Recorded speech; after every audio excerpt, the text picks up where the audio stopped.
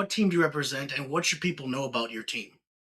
My name is Mel Morrissette. I play for Northern Virginia Women's Rugby Club.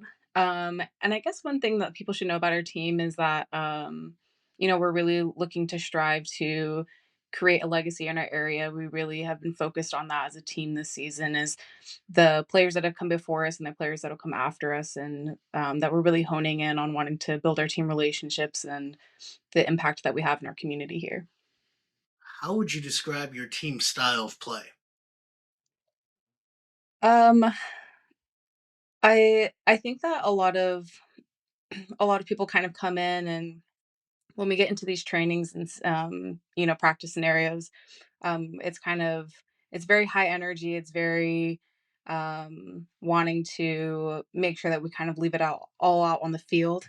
And so I would say that our style of play can be sophisticated, and as our coach Lance says, with a side of ruthlessness.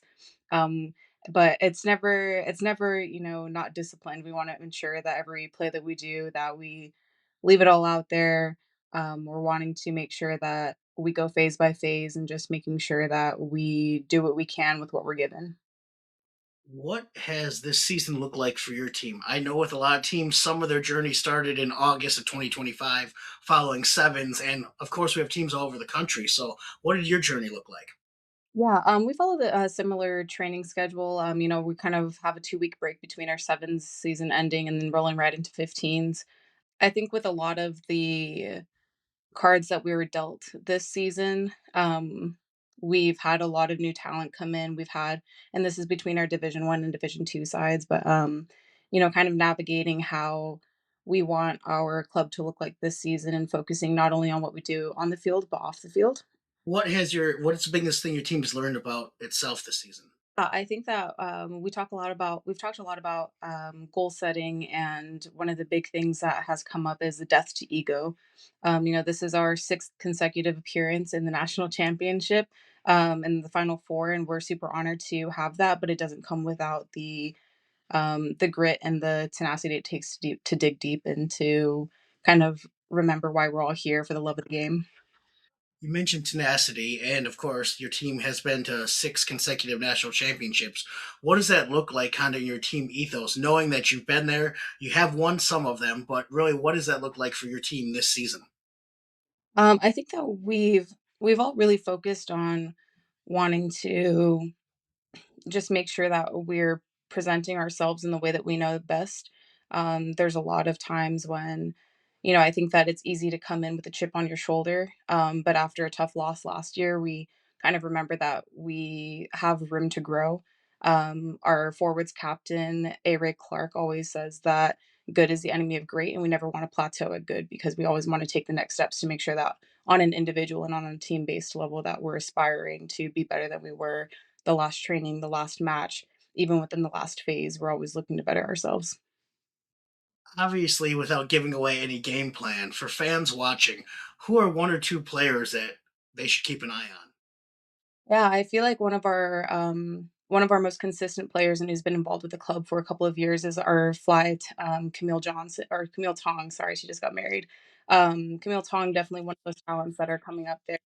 Plays with a calm presence that, obviously characteristic to her role as a fly half on the field, but definitely takes over when necessary. We also have Emma Buxton coming in from UCLA this year, and she's got great speed, a great IQ on the side, and I think that there's a lot of room to grow there, and I'm excited to see what she does on a national stage.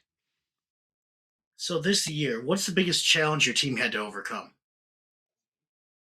So I again kind of going back to that death to ego. We have had a lot of new talent come in and kind of needing to learn where to adapt to everybody's skill set. But not only that, but also wanting to make sure that we're never allowing ourselves to be complacent. And I think that that can be easy to do, especially when you've taken such a competitive stage for so many years. It's easy to take those things for granted. So I think that we've had to really buckle down, humble ourselves, and allow ourselves to not only be reminded of our past successes, but that there's definitely room to grow. And I'm excited to see what we accomplish together. What makes your club special off the field? I we talk a lot about the Nova culture. We've been a club in the area for over 40 years. But I think that there is definitely a feeling around I can speak for myself personally. I started playing rugby about 14 years ago. And there's never been a club that I feel like you can kind of walk onto the pitch and already feel welcomed and feel that we want you here, we need you here, and we're gonna make whatever work. I've definitely been challenged and pushed as a player. I've found levels of athleticism I never had before. And I think just the support that you can get from people that you normally, um, wouldn't interact with, in your day-to-day life. And I think that that is what makes the sport special overall is that you have these connections with people that you would never be fortunate enough to have had you not stepped on the pitch in the first place. That is one of those beautiful things about rugby is you literally have all walks of life on every single team, and it's just such an incredible community. Yeah, yeah, for sure. So yeah, I think that we've been definitely trying to focus as a club, giving back to our community, wanting to touch base with, ways that we can give back to young players coming up and older players who've been with us for a while, and how we can kind of touch base with everybody on every and meet people where they're at along their rugby journey. So. Before we let you go, what is one word to describe your club going to nationals? Ooh, I feel like that's a tough one, but, following, we just competed in regionals this past weekend for the Atlantic Super Regionals, and, a big theme that we carried on throughout all of our team huddles is trusting in one another, so I definitely say trust.